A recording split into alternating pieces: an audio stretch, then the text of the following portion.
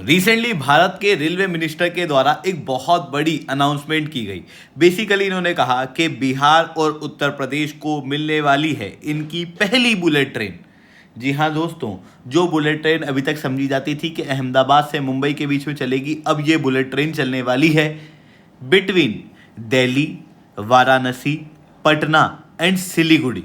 और इसके अलावा 7 और जगह है जहां पर बुलेट ट्रेन का आवंटन जो है वो किया जाएगा, जो कि भारत के इंटायर ट्रांसपोर्टेशन को पूरी तरीके से चेंज करके रख देगा। एग्जैक्टली क्या हुआ है, यहां पर क्या अनाउंसमेंट की गई है, बजट के अंदर क्या अनाउंस किया गया था, हर एक चीज को मैं शुभेंदु चौहान डिटेल में आप लोगों के साथ में चर्चा करूंगा। बट उसके पहले अगर आपको इस लेक्चर की पीडीएफ चाहिए ना, तो आप मेरे साथ में SRC 10 टेलीग्राम ग्रुप के ऊपर जुड़ सकते हो। इसके अलावा अगर आपको अनअकैडमी के ऊपर जुड़ना है तो एक बहुत ही बेहतरीन ऑफर आप लोगों के लिए आया है।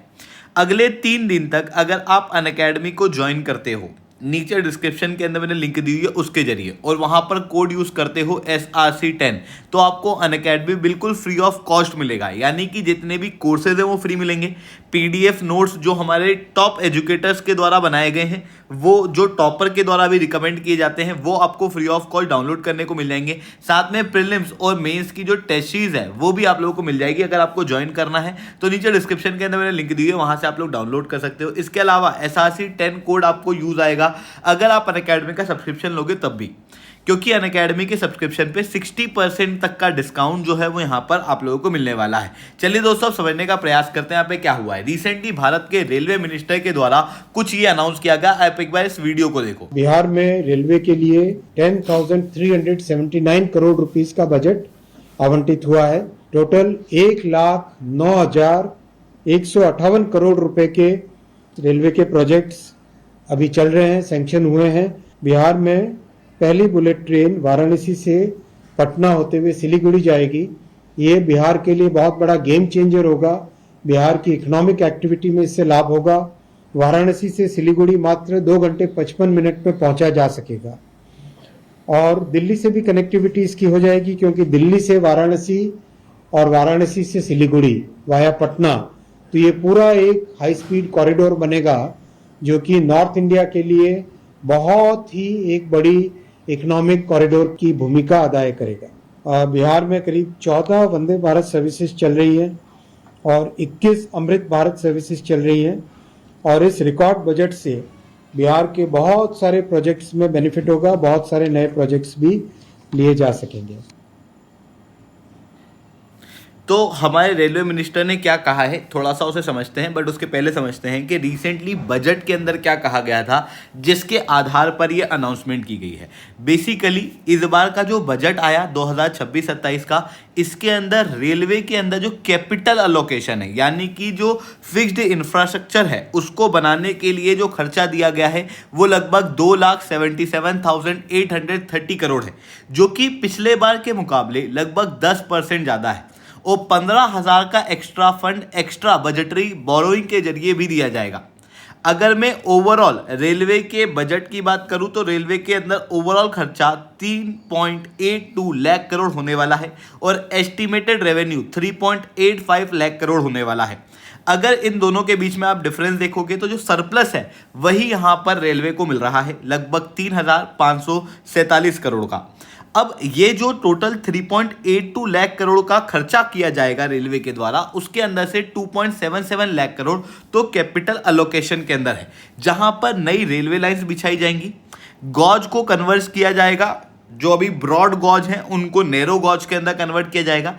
साथ में जो रेलवे लाइंस हैं कई सारे दूर दराज के इलाकों में जहां पर नहीं है, वहां पर भी रेलवे लाइन बिछाई जाएगी और रेलवे लाइन को डबल किया जाएगा।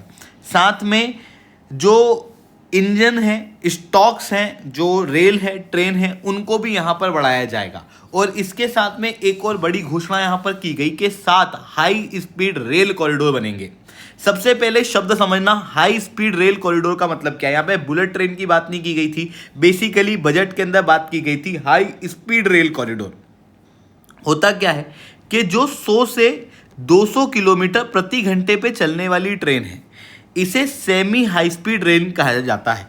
जैसे हमारी जो वंदे भारत ट्रेन है जो कि 160 किलोमीटर प्रति घंटे पे चलती है, तो उसे सेमी हाई स्पीड कहा जाता है। हालांकि इंडिया के अंदर ट्रेन की रफ्तार इतनी स्लो है कि हमको यही स्पीड हाई स्पीड लगती है, but they are not high speed, they are semi high speed. वहीं 200 किलोमीटर प्रति घंटे से ऊपर चलने वाली जो ट्रेन होती हैं उनको हम हाई स्पीड रेल कहते हैं। इसके अंदर 350 किलोमीटर प्रति घंटे पे चलने वाली ट्रेन भी आ जाती हैं जो कि बुलेट ट्रेन कहलाती है। अब ये जो हाई स्पीड ट्रेन है यानी कि 200 किलोमीटर प्रति घंटे से ज़्यादा तेज चलने वाली ट्रेन है, इनके 7 कॉरिडोर इंडिया के अंदर बनाए जाएंगे। सबसे पहला कॉरिडोर होगा दिल्ली से वाराणसी का, फिर दूसरा कॉरिडोर होगा वाराणसी से सिलीगुड़ी का। ये जो कॉरिडोर होगा ये पटना होते हुए जाएगा और इसी को रिसेंटली भारत के रेलवे मिनिस्टर के द्वारा कहा गया कि बिहार के अंदर पहली बुलेट ट्रेन आने वाली है। फिर उसके बाद मुंबई से पुणे के लिए एक कॉरिडोर है, पुणे से फिर हैदराबाद के लिए है, हैदराबाद से फिर बेंगलोर, हैदराबाद से ही चेन्नई और फिर चेन्नई और बेंगलोर को भी कनेक्ट करके यहाँ पर एक हाई स्पीड ट्रेन का कॉरिडोर ट्रायंगल भी क्रिएट किया जाएगा। अब ये जो पूरा प्रोजेक्ट है, ये प्रोजेक्ट अपने आप में एक बहुत ही सिग्निफिकेंट प्रोजेक्ट के रूप में माना जा रहा है, क्योंकि देखो उत्तर प्रदेश और बिहार के अंदर से निकलने वाली अगर आप ट्रेनों को ध्यान से देखोगे तो ट्रेन की स्पीड काफ़ी स्लो और बहुत ज़्यादा खचाखच भरी हुई हो जाती है, जिसके कारण से जो प्रीमियम एक्सपीरियंस है वो लोगों को नहीं मिल पाता। ऐसी कंडीशन में यहाँ पर जो बुलेट ट्रेन लेके आई जा रही है वो इस रीजन को और ज़्यादा बेहतर बनाएगी। साथ में जो डिस्टेंस है दिल्ली का पटना से और वाराणसी से वो काफ़ी कम हो जाएगा। अब दिल्ली जो है ये वाला रीजन, ये एक इंडस्ट्रियल कॉरिडोर भी है, एक डिफेंस कॉरिडोर भी है, कई सारा एम्प्लॉयमेंट इस रीजन के अंदर मिलता है। इस वजह से लोगों का जो आवागमन है वो काफ़ी ज़्यादा ईजी हो जाएगा। जो काम अभी 6 घंटे 7 घंटे के अंदर ट्रांसपोर्टेशन होता था वो केवल 1 घंटे के अंदर हो पाएगा। ये अपने आप में और ज़्यादा सिग्निफिकेंट चीज़ों को बना देगा। इवन जो ट्रेन है इसकी स्पीड लगभग 350 किलोमीटर प्रति घंटा बताई जा रही है अभी के लिए, और बिहार के अंदर जो ओवरऑल ट्रैक है वो लगभग 250 किलोमीटर तक बिछाया जाएगा।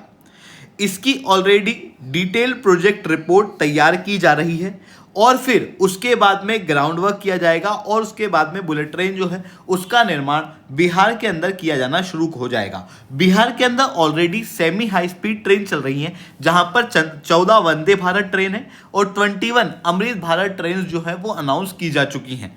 अब ये जो ट्रेन बिहार के अंदर चल रही हैं, इसके बाद में जो बुलेट ट्रेन का कॉन्सेप्ट लेके आया गया है ये अपने आप में बहुत ज़्यादा सिग्निफिकेंट है, क्योंकि मैंने आपको क्या बताया कि बेसिकली बिहार के अंदर से जो लेबर का ट्रांसपोर्ट है वो काफ़ी ज़्यादा होता है।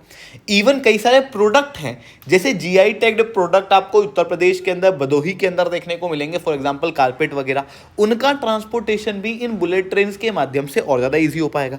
साथ में पैसेंजर जो है वो दिल्ली के अंदर काफ़ी तेज़ी से जा पाएंगे।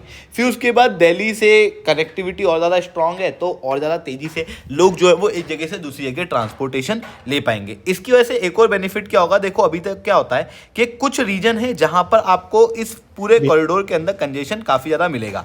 अगर मैं इस कॉरिडोर की बात करूं तो आप यहां पर ध्यान से देखना, एक सेकेंड, ये कॉरिडोर ऊपर वाला देखना, तो यहां पर आपको दिल्ली दिखाई दे रहा है, यहां पर आपको वाराणसी दिखाई दे रहा है, यहां पर कंजेशन ज़्यादा है। पटना के अंदर आपको कंजेशन ज़्यादा मिलेगा।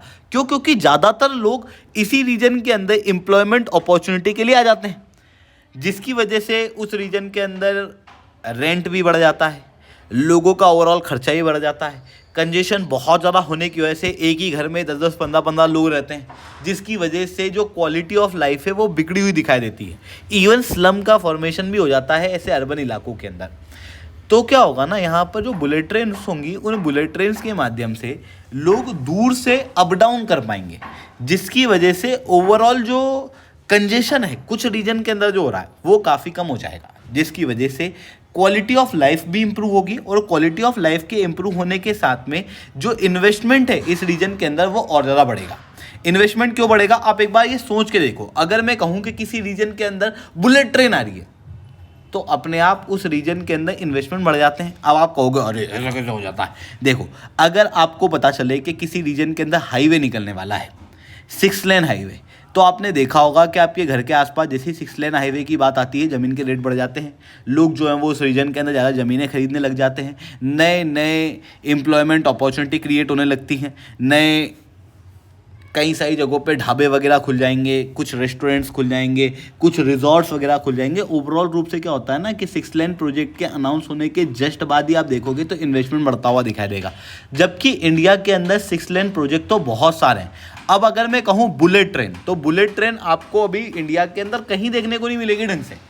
अगर किसी रीजन के अंदर बुलेट ट्रेन अनाउंस हुई है तो अपने आप उस रीजन के अंदर जो इन्वेस्टमेंट है वो तो बढ़ेगा ही सही, साथ में टूरिज्म और बिजनेस अपॉर्चुनिटी भी बढ़ेगी, साथ में अर्बन डेवलपमेंट काफ़ी प्लान्ड रूप से हो पाएगा। तो इस कारण से ये जो स्ट्रोक है ये एक मास्टर स्ट्रोक यहाँ पर माना जा रहा है। अब आप कहोगे कि ये जो बुलेट ट्रेन हैं ये बेसिकली आएंगी कहाँ से, तो देखो अभी तक इस बारे में कोई भी अनाउंसमेंट नहीं की गई है कि ये बुलेट ट्रेन कहाँ से आएंगी, और ये बुलेट ट्रेन भी होगी कि नहीं पता नहीं। बेसिकली जो बजट के अंदर बात की गई है वो है हाई स्पीड रेल की। High speed rail is different from the bullet train. वहीं रेलवे मिनिस्टर ने कहा है कि ये बुलेट ट्रेन है। अब यहाँ पर जो चीज़ें हैं वो स्टिल कंफ्यूजिंग है, पर अगर बुलेट ट्रेन होती है तो इंडिया के अंदर भी बुलेट ट्रेन की मैन्युफैक्चरिंग शुरू हुई नहीं है। तो इनिशियली हम लोग जापान के साथ में टेक्नोलॉजी जो है वो लेंगे, और उसके बाद में इस टेक्नोलॉजी के माध्यम से इंडिया के अंदर ही हम लोग बुलेट ट्रेन को निर्माण करने का काम जो है वो शुरू करेंगे। अब अगर मैं इस प्रोजेक्ट के अंदर चैलेंजेस की बात करूँ तो सबसे बड़ा चैलेंज जो यहाँ पर आने वाला है वो है कि पुराने प्रोजेक्ट ही पूरे नहीं हुए।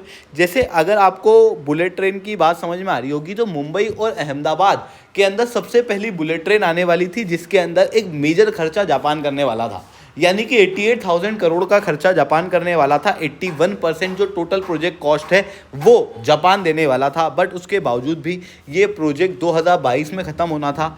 आज तक भी ये प्रोजेक्ट पूरी तरीके से ख़त्म नहीं हो पाया है, अभी भी ये प्रोजेक्ट काफ़ी स्लो चल रहा है।